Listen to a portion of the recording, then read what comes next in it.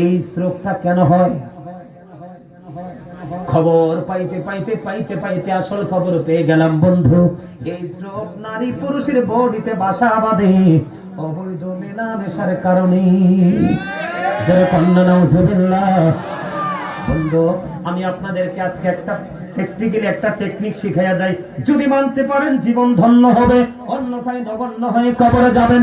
কারণ এই কারণে আপনারা কাল হাসরের দিন বলতে পারবেন না, আল্লাহ গো জানতে পারি নাই। আল্লাহ গো, তোমরা কি মনে করছো এটা বাংলাদেশের সিসি ক্যামেরা আসার দিয়া ভাঙ্গা ফেলাই দিবা? এমন সিসি ক্যামেরা সেটিং করে দিছি, যে সিসি ক্যামেরা একবারে পৃথিবীর সর্বশেষ তলদেশে গেলেও ভাইসে আসবে। আমি কি করতে পারবো? রেকর্ড বের করতে পারবো। আমি সেই আল্লাহ। কথা কয় না কেন? আল্লাহু খায়রুল মাকিরিন।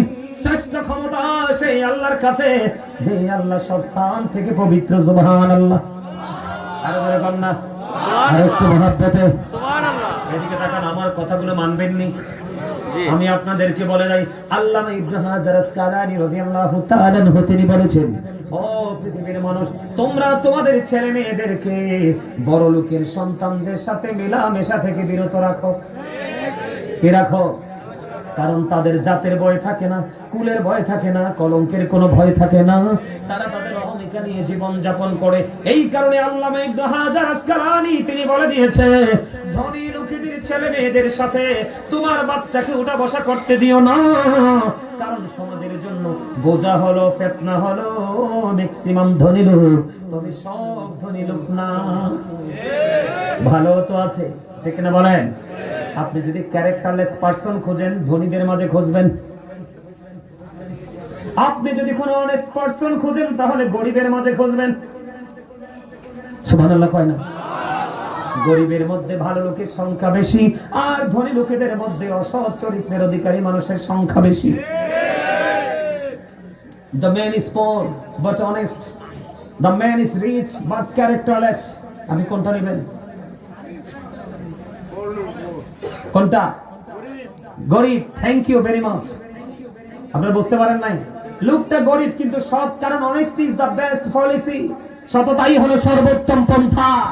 আপনি লোক গরিব হোক, কিন্তু আমি অনেস্ট ম্যান আমার জীবনে বন্ধু করে দিব। কথা কই না? ঠিক। ওই আমি ডাকে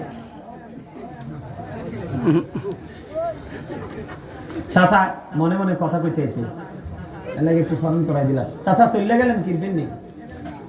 মোটারে চলে গিয়ে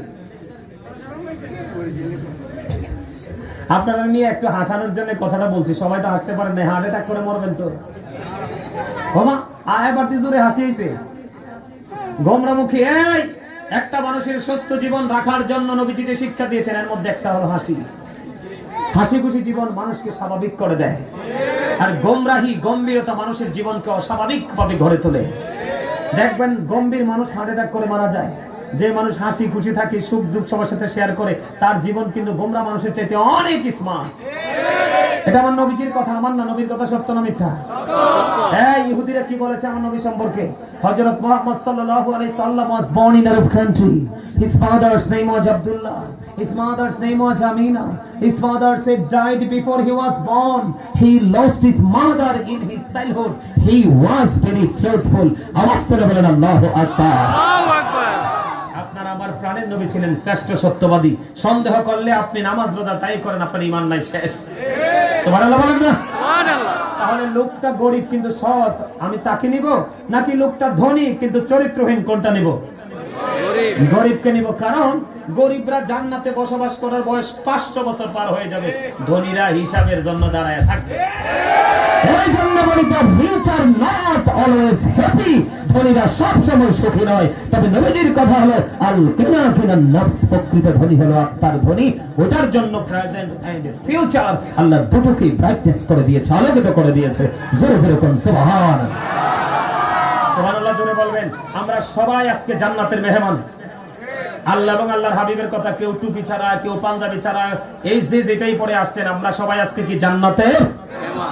জান্নাতের মেহমানদের জন্য রাতের ডিনার হলো সুবহানাল্লাহ, আলহামদুলিল্লাহ, আলহামদুলিল্লাহ, আল্লাহু আকবার, আল্লাহু আকবার, লা ইলাহা ইল্লাল্লাহ, লা ইলাহা ইল্লাল্লাহ, মুহাম্মাদুর রাসূলুল্লাহ সাল্লাল্লাহু আলাইহি ওয়াসাল্লাম।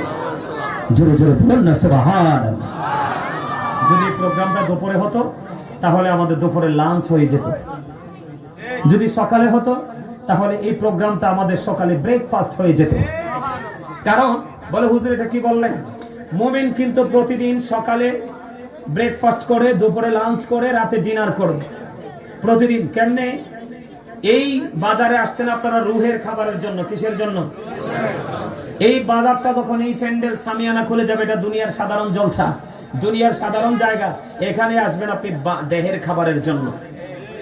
মুমিন দুই ধরনের খাবার জোগাড় করে। কয় ধরনের?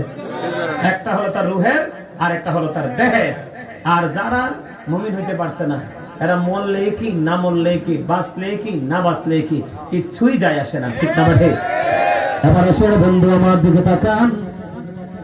তাহলে আমাদের দেশ থেকে আমরা মুসলমান, আমরা কেন জিনা করব? আমরা কেন ব্যভিচার করব? আমার নবীজি বলেছে, যুবক তুমি অত্যন্ত জৈবিক চাহিদা তোমার বডিতে আছে। একটা বিয়ে করেছ, তোমার পিপাসা মিটে না, দুইটা করো। দুইটা করেছো, তোমার তাতেও হয় না। তিনটা করো। তিনটা করেছ, তাতেও হয় না। চারটা করো। আমার আল্লাহ তো সহজ রাস্তা করে দেওয়ার পরেও কেন রে জিনা ব্যভিচার করো? এবার বন্ধু আপনার দিকে তাকান। আমি আপনাদেরকে বলে যাই, আল্লাহর নবী সরকারে মদিনা ইমামুল মুরসালিন রাহমাতাল লিল আলামিন, আপনারা বলবেন যে হুজুর গো, ও হুজুর, এই জিনা ব্যভিচার থেকে আমি বেঁচে থাকতে চাই, তাহলে আমাকে কি করতে হবে? আমার নবীজি বলে দিয়েছে, ও বন্ধু, আমার নবীজি বলে দিয়েছে, এই যে ছেলেটা কি ইয়াং কিনা প্র্যাকটিক্যালি দেখেন। এই তুমি দাঁড়াও, এক্সাম্পল, তুমি এক্সাম্পল আমার কাছে আসো, শিক্ষা এগুলো। কেউ যদি পৃথিবীতে জোর করে কারো 1 বিঘা পরিমাণ জায়গা দখল করে, কয় বিঘা? 1 বিঘা পরিমাণ জায়গা যদি কেউ জোর করে দখল করে, আমার রাসূল বলেছেন কাল কিয়ামতের দিন তার গলায় 7টা পৃথিবী মালা বানাইয়া ঝুলাই দেওয়া হবে। কি দেওয়া হবে? এই যে দেখেন, আমি দেখাই, এটা কি?